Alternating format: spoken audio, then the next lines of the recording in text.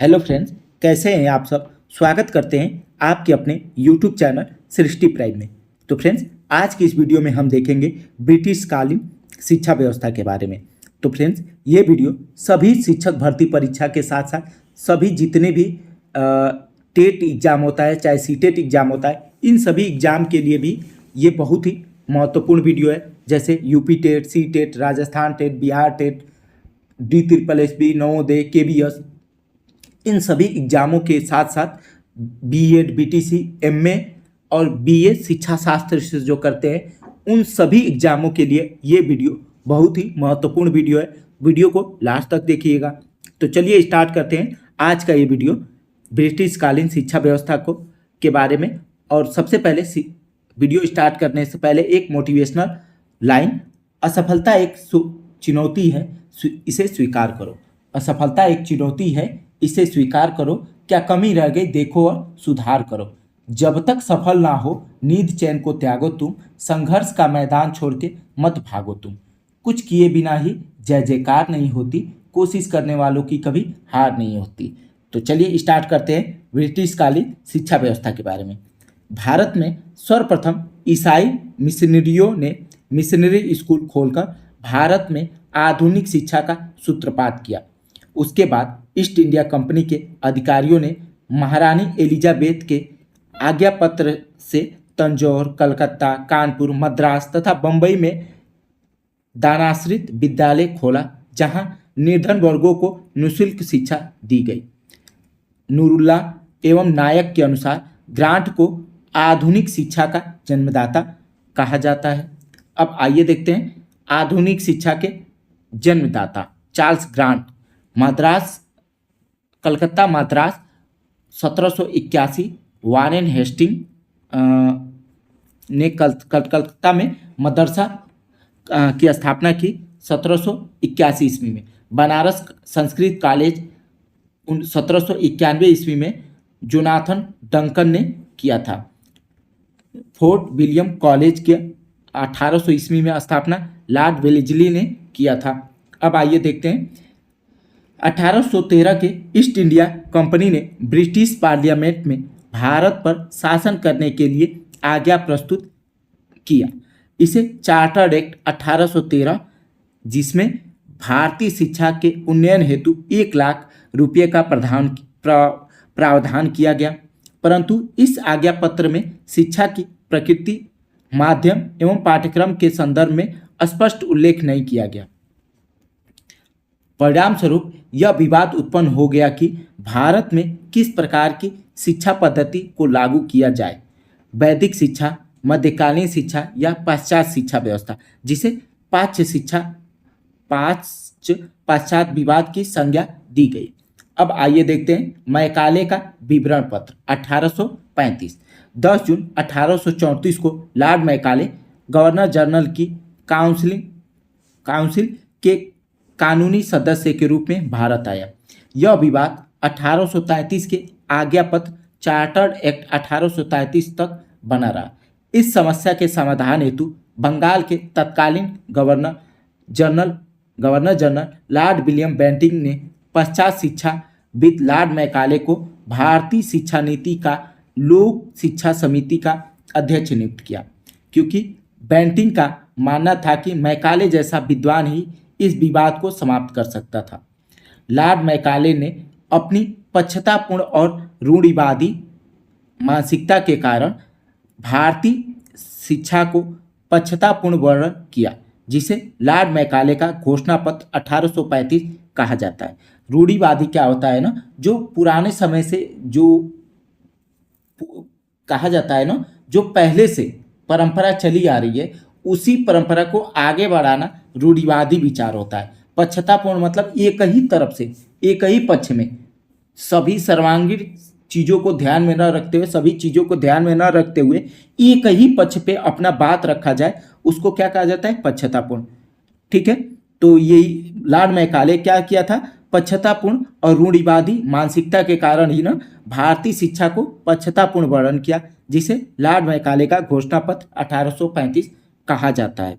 अब आइए देखते हैं पश्चात साहित्य के विषय में मैकाले का विचार।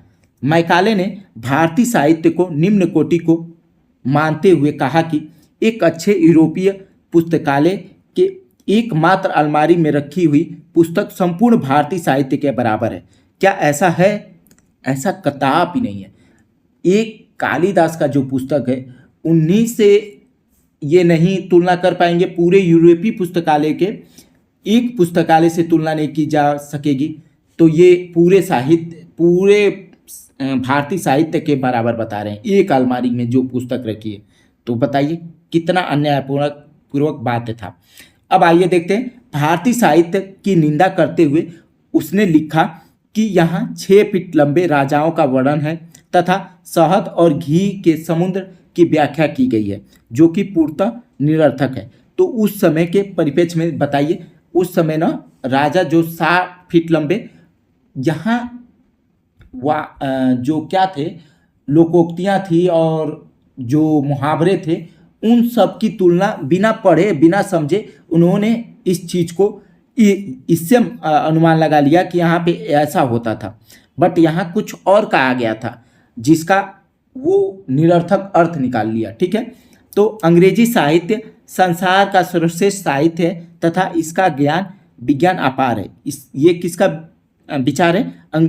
मैकाले का। अंग्रेजी साहित्य का शब्दकोश भारतीय साहित्य की तुलना में असीमित है। बताइए, जहाँ का पूरा गिन चुन के एक कुछ ऐसे शब्द बताए गए हैं कि इतना उसका सीमित है, लिमिटेड है कि अब नया नया शब्द विस्तार हो रहे हैं।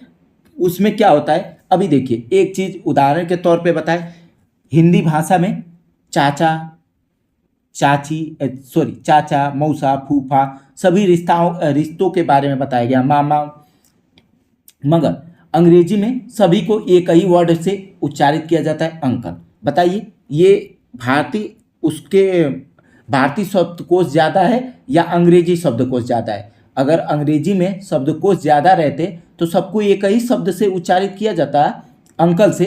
बताइए, आप ही इस चीज़ के बारे में विचार कीजिए। पश्चात शिक्षा व्यवस्था बालक के सर्वांगीण विकास में सर्वाधिक सहायक एवं लाभप्रद है, ये मैकाले का विचार है। अंग्रेजी शासक वर्ग की भाषा तथा भारत का उच्च वर्ग इसमें रुचि रखता है, अतः अंग्रेजी शिक्षा का माध्यम बना दिया जाए। केवल उसका कहना था कि इसमें ना जो बड़े वर्ग के, उच्च वर्ग के लोग हैं वो रुचि रख रहे हैं और सभी को ध्यान न देते हुए केवल एक वर्ग को बता दिया कि ये रुचि रख रहे हैं, इसी को क्या किया जाए, शिक्षा का माध्यम बना दिया जाए। बताइए, देश के सभी भाग में अंग्रेजी माध्यम के स्कूल खोले जाएं तथा बच्चों को प्रारंभिक स्तर से ही इस भाषा का ज्ञान दिया जाए। अब आइए अगला देखते हैं। ब्रिटिश शासक के पास इतना धन नहीं है कि प्रत्येक भारतीय को शिक्षा प्रदान की जाए, अतः समाज के उच्च वर्ग को ही शिक्षित किया जाए। समाज का निम्न वर्ग इनके संपर्क में आकर अपने आप शिक्षित हो जाएगा। इस विचार को निस्यंदन का सिद्धांत कहा जाता है। निस्यंदन का सिद्धांत मतलब क्षण क्षण के आना। तो जो क्या होगा, अगर उच्च वर्ग शिक्षित हो जाएगा तो उनके संपर्क में जो आएंगे निम्न वर्ग के लोग, वो क्या हो जाएंगे, शिक्षित हो जाएंगे। ये विचार मैकाले का था और यह इस चीज को क्या कहा जाता है, निस्यंदन का सिद्धांत कहा जाता है। लॉर्ड मैकाले के शिक्षा व्यवस्था के गुण, क्या क्या गुण था? पश्चात विवाद में चतुराईपूर्ण सुझाव। लॉर्ड मैकाले ने पश्चात शिक्षा के समर्थन में इतना ठोस सुझाव प्रस्तुत किया कि ब्रिटिश शासन के साथ साथ उच्च भारतीय वर्ग भी प्रभावित हो गया। ठीक है, अब आइए देखते हैं प्रगतिशील शिक्षा को महत्व। तत्कालिक शिक्षा में अनेक रूढ़िवादी विचार प्रचलित थी तथा शिक्षा को दैनिक आवश्यकता के अनुरूप बनाए रखने पर जोर दिया। धार्मिक शिक्षा पर निषेध। तत्कालिक शिक्षा व्यवस्था पूर्ण रूप से धर्म पर आधारित थी। मैकाले ने शिक्षा में धार्मिकता का विरोध किया तथा शिक्षा को पंथ निरपेक्ष बनाने पर जोर दिया। अब आइए देखते हैं मैकाले के विवरण पत्र के दोष। शिक्षा में जनतांत्रिक शिक्षा की अवहेलना तथा समाज के सिर्फ उच्च वर्ग को शिक्षा, ये पहला दोष है। भारतीय शिक्षा व्यवस्था की पूर्ण रूप से उपेक्षा। जो भारत में शिक्षा व्यवस्था थी उस चीज़ को एकदम दरकिनार कर दिया और केवल अंग्रेजी शिक्षा पे जोर दिया। शिक्षा का माध्यम अंग्रेजी तथा भारतीय मातृभाषा की उपेक्षा। उसने क्या कहा कि शिक्षा का माध्यम को अंग्रेजी बनाया जाए और भारतीय शिक्षा किस पे, मातृभाषा में न दिए जाए, अंग्रेजी भाषा में दी जाए। भारतीय साहित्य के प्रति पक्षतापूर्ण रवैया था। अब आइए आगे देखते हैं मैकाले के विवरण पत्र का भारतीय शिक्षा व्यवस्था पे प्रभाव। पहला प्रभाव क्या था? मैकाले शिक्षा के द्वारा समाज में एक ऐसा वर्ग का निर्माण करना चाहता था जो कि जन्म से तो भारतीय है परंतु उनके विचारधारा अंग्रेजी विचारधारा के अनुकूल हो। उसने ऐसा, मैकाले का विवरण पत्र में ऐसा था कि वो ऐसा एक वर्ग को तैयार करना चाहते थे कि जो क्या हो, विचार में तो उनके जैसे हो और क्या हो, एकदम विचारधारा के अनुकूल हो, जो अंग्रेजी विचारधारा है उसके अनुकूल हो। जन्म तो उनका भारत में हो मगर अंग्रेजी विचारधारा पे वो जोर देते थे कि वो बने ऐसा। संपूर्ण शिक्षा भारत में, एक मिनट रुक जाइएगा, संपूर्ण भारत में शिक्षा का माध्यम अंग्रेजी तथा जिसके कारण भारतीय मातृभाषाओं की शिक्षा में उपेक्षा की गई।